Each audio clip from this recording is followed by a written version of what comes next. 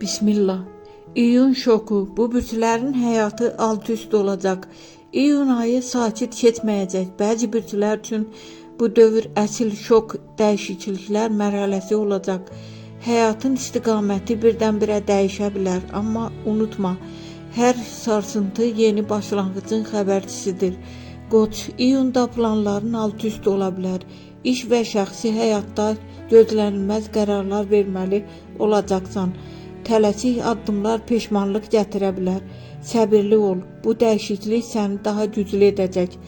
Xərçəng, sənin üçün emosional partlayış ayıdır. Keçmişlə bağlı mövzular yenidən gündəmə gələ bilər. Münasibətlərdə ya tamam ya davam qərarı veriləcək. Bu sənin həyatını kökündən dəyişə bilər.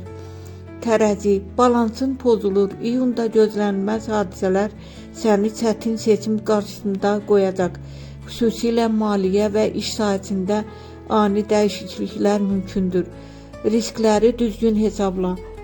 Oğlaq, sabitlik sevən oğlaqlar üçün bu ay tam bir sınaqdır. Planların gecikə və ya tam dəyişə bilər. Amma bu alt-üst vəziyyət səni yeni və daha qazanclı yola yönəldə bilər.